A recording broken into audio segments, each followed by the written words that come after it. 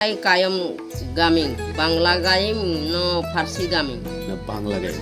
এটি অন্য কোনো দেশের ভাষা নয়, এটি বাংলাদেশের এমন একটি আঞ্চলিক ভাষা যা এ দুই বোন ছাড়া আর কেউ পারেন না। গামতে ডিং গামতে হ্যাঁ আম অনরোজ যে উয়া লেবু কি বিহার জম কমতে।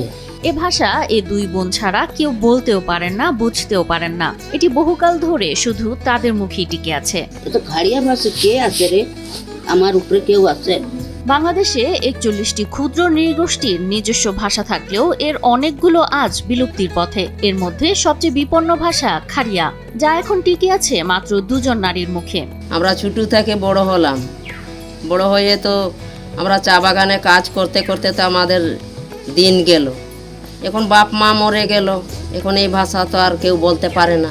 আমরা দুই বোন জানি। আমি মূর্খ, কিন্তু খাড়িয়া ভাষায় আমি মূর্খ না। তোমরার বইয়ে যেটা লেখা আছে আমার অন্তরে সেটা রাখা আছে। আমি বইয়ে যেটা কথা কই লেখা আছে আমি মুখে সবটা কইতে পারি। মৌলভীবাজারের শ্রীমঙ্গল উপজেলার রাজঘাট চা বাগানের বর্মাছড়ার বাসিন্দা 81 বছরের ক্রিস্টিনা কেরকেটা এবং 76 বছরের ভেরোনিকা কেরকেটা। উয়া লেবু কি বিহার জম কমতে গামনাম পাইতে কি ভাষা একমাত্র আনিং দিন বই না। তারাই আজ বাংলাদেশের একমাত্র 2 জন যারা এখনো খাড়িয়া ভাষায় কথা বলতে পারেন। তাদের সন্তানরাও এই ভাষা বোঝে না। এই যে ছোট ছোট নাতিরা আছে, এরা তো আমাদের ভাষা শুনে হাসতে হাসতেই অবাক।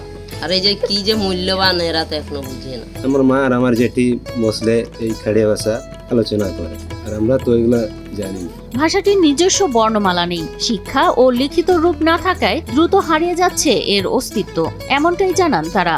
আমরা দুই বোন একসাথে বসা উঠা করলে আমরা দুই বোন আলাপ আলোচনা করে থাকি। এখন যদি আমরা নিজের ভাষাটা যদি না বলি তো আর বলবে কে?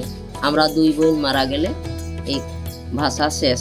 হজের সবচেয়ে সুস্বাদু হালিম রাঁধুনি হালিম, হালিম হোক রাঁধুনি হালিম। স্থানীয়রা বলছেন এ দুই বোন হারিয়ে গেলে হারিয়ে যাবে একটি ভাষা, একটি ইতিহাস, একটি জাতিগোষ্ঠীর সংস্কৃতি। এই জন্য এই ভাষাটা সংরক্ষণ করা দরকার এবং এই সংরক্ষণের জন্য এর ব্যবহার বৃদ্ধি করা দরকার, ডকুমেন্টেশন দরকার এবং নতুন প্রজন্মের কাছে এর শুদ্ধ চর্চা করা দরকার। ভাষা ও সংস্কৃতি গবেষকরা মনে করেন সরকারি পর্যায়ে সমন্বিত উদ্যোগ, মাতৃভাষায় প্রাথমিক শিক্ষা ও ভাষা কমিশন গঠন এসব আদিবাসী ভাষা রক্ষায় জরুরি। সেটা হলো খাড়িয়া ভাষা। এই ভাষার মাত্র 2 জন এই ভাষায় কথা বলতে পারেন এবং তারা বয়োবৃদ্ধ। তারা যদি মৃত্যুবরণ করে তাহলে এই ভাষাটা আমাদের বাংলাদেশ থেকে এই ভাষাটি হারিয়ে যাবে। আমরা মনে করি এই ভাষাটাকে টিকিয়ে রাখার জন্য আমাদের বর্তমান সরকারকে এগিয়ে আসতে হবে।